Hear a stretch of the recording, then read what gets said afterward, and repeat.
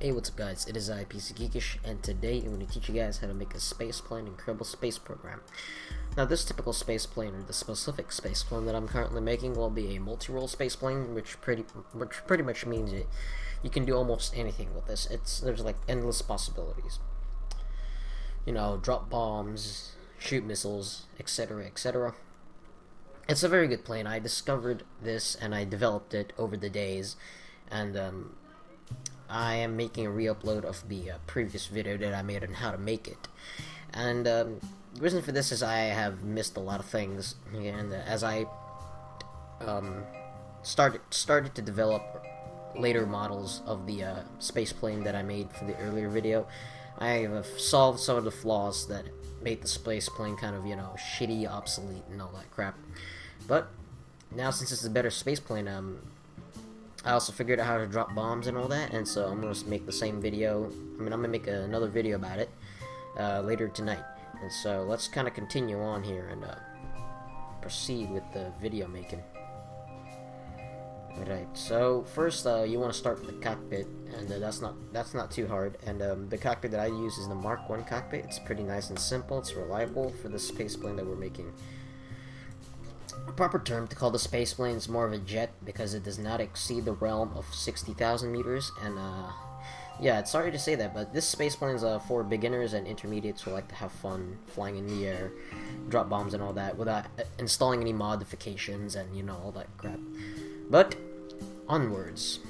Your next thing you want to find is the Mark II to size 1 adapter. You could find this in your propulsion section. It kind of looks like this. And when you attach it to the back of your cockpit, it should look like this, where the angle is kind of widening, like so. The next thing you want to do is you want to add a Mark II fuselage directly behind the adapter. Afterwards, you want to add another adapter directly behind the fuselage. By double tapping A, you'll make it rotate 180 degrees to its back. And now it's gonna look like this. So basically, it's gonna widen the gap, kind of straighten out, and then you're gonna close it. And this is where we finish up with the fuselage. Right. Now, but this is optional. You can create some sort of emergency ejection for the capsule thing, and that's like optional. And with the weight that we have, I think I'm just gonna leave it as so, just for now. All right. And next thing you want to do, just to you know, finish up with the fuselage, you want to add a turbojet engine directly behind where it's kind of like on the adapter in the back. And so you want to do that. Alright, so next thing you want to do is you want to go to your aerodynamics, and you want to handle with the wings. Now, what wings are we going to use, or winglets? We're going to use the delta wing, and we're going to make sure that our symmetry mode is set to 2, and our center of mass is on. And before I put on, actually I'm going to just put on the wing, and you want to put the wing in directly in between the Mark II fuselage. No further, no backwards, just directly in there. And where you want the center of mass to be, excuse me, is that you want the center of mass to be underneath the black part of the fuselage. I call this the gray opening of the fuselage, you know, where you do all the repairs and all that refueling. So that's basically where I'm basically just gonna say, you know, the gray opening of the black opening of the fuselage. Let's just call it the opening of the fuselage. And so you want the ball, or where the center of mass is, to be about 75% or 80% of it to be underneath the black ball, the black opening. And so, dude, or ladies and gentlemen, so you know what that means? It means you have to make sure that whatever you do with the plane, whatever modifications you do, if you're gonna like either add something extra in the back or extra something in the front, you have to make sure that the center of mass ball is still underneath the black opening, and you want to make sure about 60, 70 to 80% of it is underneath. So I'm just gonna set that straight, and let us proceed with the building of the spacecraft, shall we? So the next thing we're gonna do is we want to add some vertical stabilizer, or what I like to call a rudder. I could use the standard, actually we only need one of them. We can use the standard canard, or we can either choose the AVT1 winglet, which would be like kind of like the AVR8, but I guess either one would work, but I think the standard canard would do a perfectly fine job with it, just because it looks better. And it's badass. That's all I have to say about it. Alright, so the next control surface that we're gonna put is the advanced canard. And the advanced canard will be right in your God, why is it? Oh, there you go. It would be in your aerodynamic section, and it will where you want to put it is right. We need two of these actually. We need two advanced canards on right on the capsule, like right to the side. It's kind of like a sideburn for the capsule, so just keep that in mind. And so it should look like this. You do not want to put it too far up ahead in the capsule. You want to make sure that's right behind the there's like this line segment, like where the cockpit is, like where this little area is. Yeah, you want to put it right there. You don't want to put it up in the nose. That's all. And yeah, the only time you want to put the canards up the nose is when you have some stability issues. When you add some modification in the back, you want to start balancing out. You can add the canard up in the front. But for now, let's just leave it that way. Next thing we want to do is we want to deal with the control surfaces, and we need this. These are like the things that brings the aircraft to life. All right. So the control surface that we're going to do first is to place first is the standard control surfaces. These are the big things that fit in your delta wing. Now you'll notice that the canards are tilted vertically, and you want to press A once or D so it can tilt horizontally. So that's it, and just place it right there, and then down. We want to go to the next screen and find your small control surface, and you'll notice that your small control surface is also facing vertically. But to stop this, just tap A or D, A, E, or D, Q. Either one works. Hold on, there we go. And we only have one of them. Sorry. I'm not being too loud lately. I just don't feel like it. You know, I just want to maintain my cool, calm, collective voice at this night. Enjoying spring break, I really am, and yeah, it's been pretty cool. Alright, so now we want to go to our propulsion section, and we want to get ourselves some fuel tanks for our wing fuel, let's say. And we need two of these, by the way. And where you want to place the fuel tank should cross over where the line is. I'm just going to show you right now. So I'm going to move the capsule outwards here. You guys can see, hopefully you guys can. Alright, so you guys know this is in between the adapter and the fuselage. You'll notice like there's a tiny little line segment here, and this line is where your engine have to cross by a few inch, like kind of like that. So you could put your engines like that, and it should stick in like that. So just by a little bit, and it should be good. And then next thing you want to do, you can add some jet engine, like basic jet engine, onto the back of the little jet fuel, I would say. I'm just gonna call this the turbine, like what they use in the commercial aircraft. Let's just call this the jet engine. Let's just call this whole thing the jet engine because it's more simple that way. Anyway, so yeah, you can put the basic jet engine in the jet engine, or you can replace it with the turbo jet engine in the jet engine. Good job, Connor. Good job. So you could use either one. It works. But the only good thing about the turbo jet engine is that it has more speed. That's all. And that's it. So looks like we're almost done, and you can use the aero spike rocket if you want to, but that's only when you have oxidizers. And in this case, we don't have oxidizers, and it's good for going to space. I'll tell you right there. So usually when you're building space rockets, which you can replace these with fuel tanks, but not now at this point because we're busy doing something else. You can replace these here jet fuel tanks with rocket fuel, and you could put the aero spike on it, because that's what usually space planes use, like real space planes in the game. So moving on, you want to add the you want to go to aerodynamics once again, and you want to find ram air intake. The reason for this is because it works in higher altitude and it just performs better. You know, although I'm pretty sure it consumes more fuel than what it's supposed to. I think intake area, yeah, definitely. It takes more air for sure, which means it works in a higher altitude. But yeah, I guess that kind of wraps it up. So the last thing we need is our landing gear, and what we also need is to do some control surface trimming and control surface adjustments, and I'll teach you guys right after we put in the landing gear. So assuming that you guys know where to put the landing gear, it's pretty self-explanatory.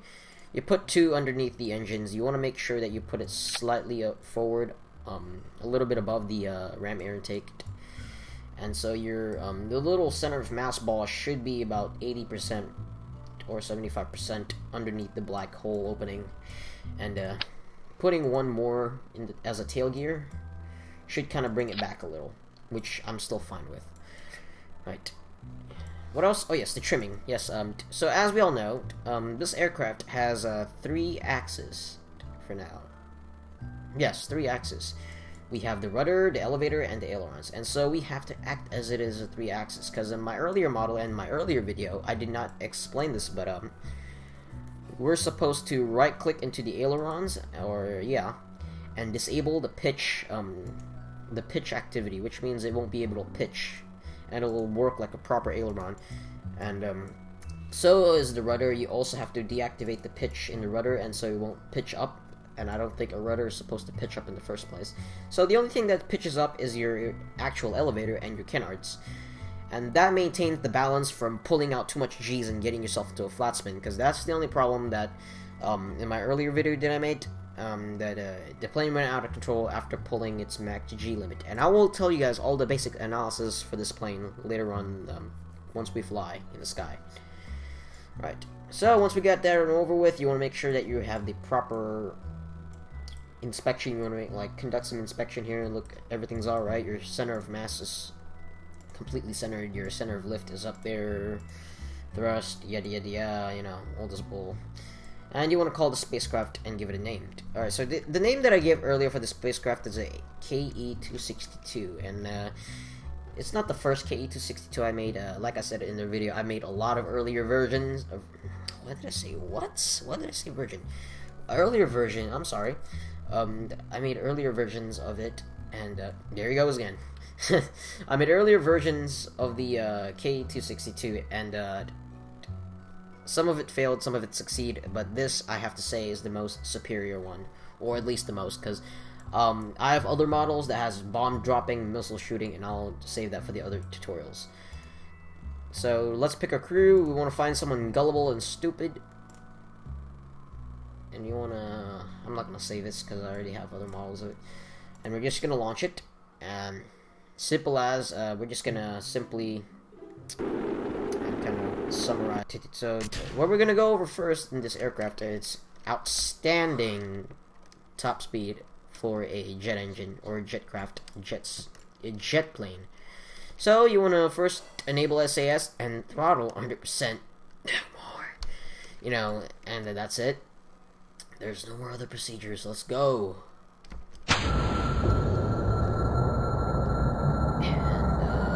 let's see. And you don't notice how you don't have to pitch up or anything to take off. It just does it for you because your nose is pitched up by about 10 degrees. So you know that saves you more. That saves you labor intensity with pilots, which kind of narrows it down there. And yeah. So we're gonna go over the following. We're gonna go over with the statistics of top speed, climb rate, service ceiling, 180 turn time, max G, and turn time, max turn angle. I am sorry. Jeez. Looks like I've been the plane's doing too well. The plane's doing all right. Let me see the turnings. Make sure everything's calibrated where it's supposed to be. All right, a little wobbly there, but looks good. Sure both. Oh, by the way, when you're in a VAB or the actually not the VAB, when you're in your little space hangar, when you deactivate one of the pitches for one of the wings, it will disable it for the next wing because they're both coming from the same symmetry, so it kind of saves you more work.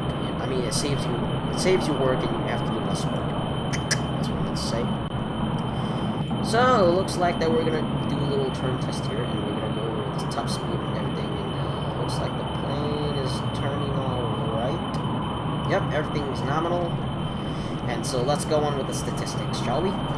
So, first statistic, the top speed of this jet craft is 1,300.5 meters per second. Yes, it may seem crazy, but Mach 3 is pretty damn awesome, you know.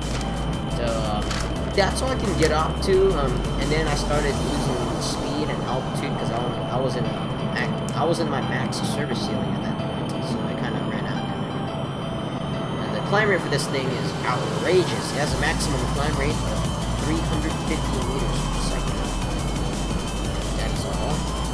And around 300 meters per second. And the service ceiling for this thing is 22 to 28,000 meters per second. And depending on this, you can depend this on putting the jet engines, you know, it really deters. It depends on your weight and everything, your center of mass, all that good stuff. The next thing is your 180 turn time. Now, the 180 turn time is, what I mean by that is how long does it take for you to turn 180 degrees. And for this, I got about 7 seconds. And so, I'm not sure if I can replicate that. Oh, it's going a little wobbly. Let's try that again.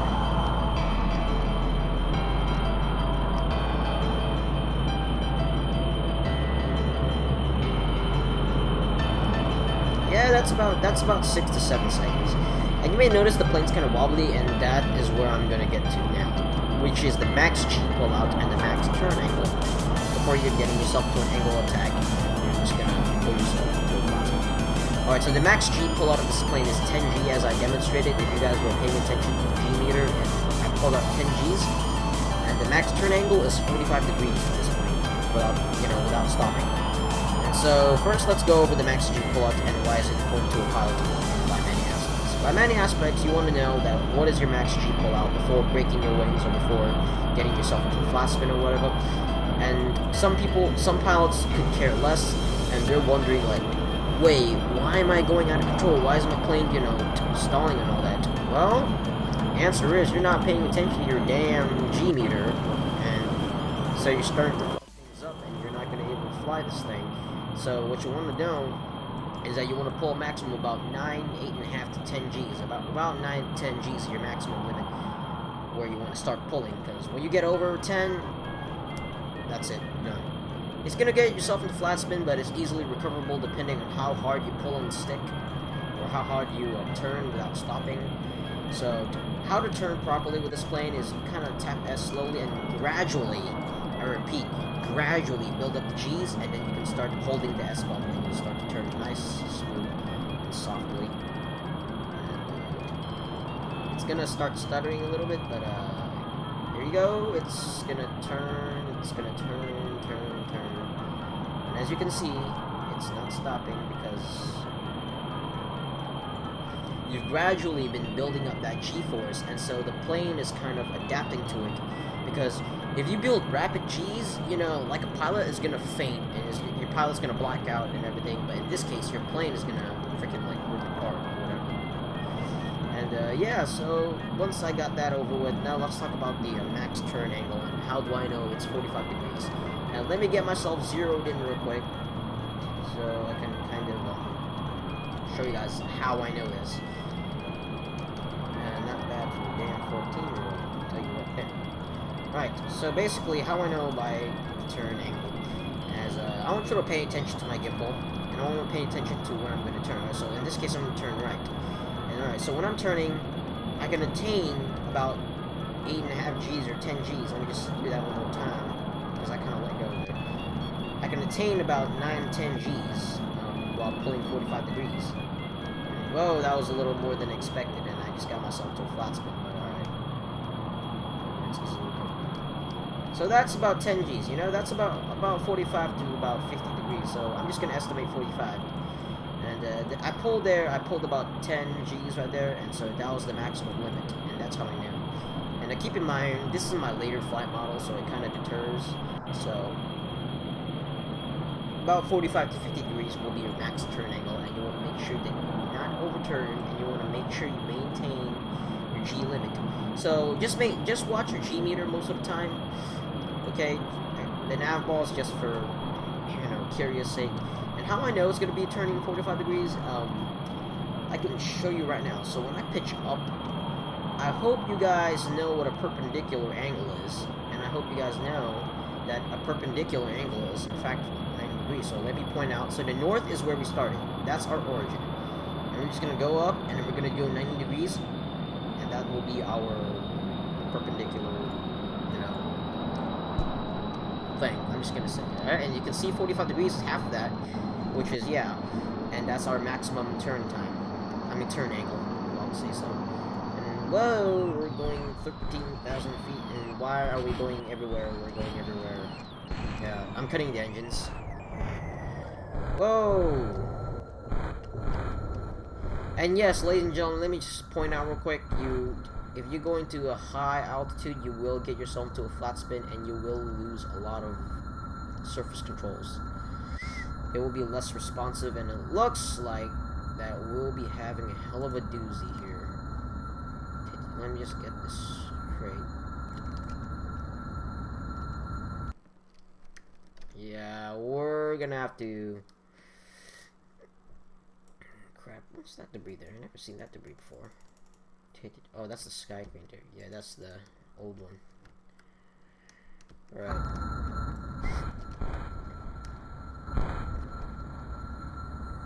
Alright, we're gonna throttle up now. How's engines doing? Doing alright. God dang, this thing keeps pitching up.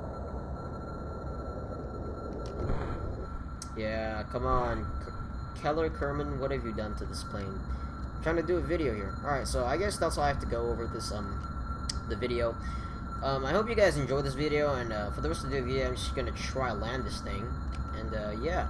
So, if you guys are gonna comment in the comment... Feel free to comment your questions, or...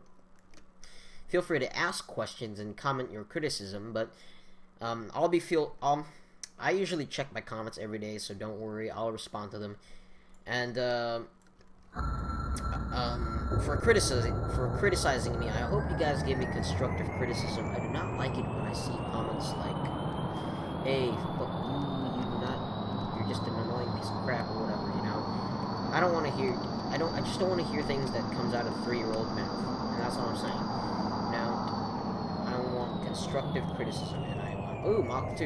Anyways, I want constructive criticism, and I really appreciate it if you guys give me some help here, because I'm kind of, you know, nervous when I talk. And as you can notice, I'm not writing any script, so I'm pretty much doing this by heart, or by mind.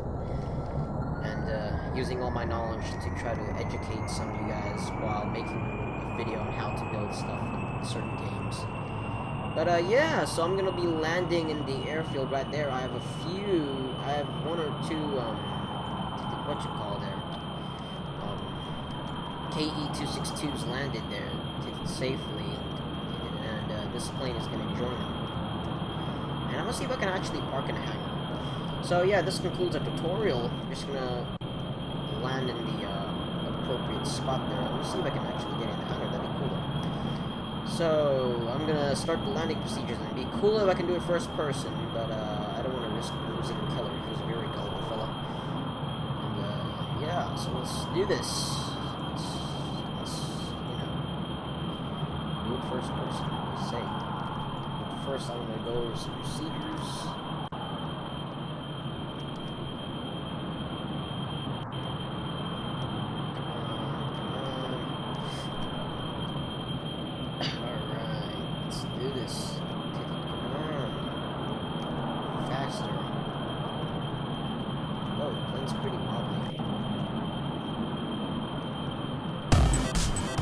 Throttle down 66%.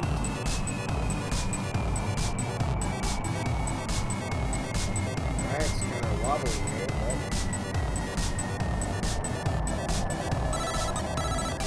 There's 3. Going down pretty fast here. We're trying to maintain a good approach. Abandoned cows, November, Yankee, 199. Stop. Looks like we got our permission granted, ladies and gentlemen. Hope you enjoy kick-ass there, and join us in Whoa, we're overshooting it. Oh well, we're gonna break here.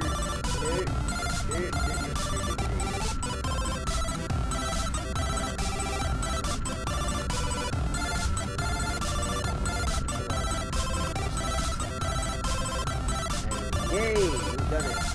We did it. That was a wrap. That was a success. Congrats. Yeah, so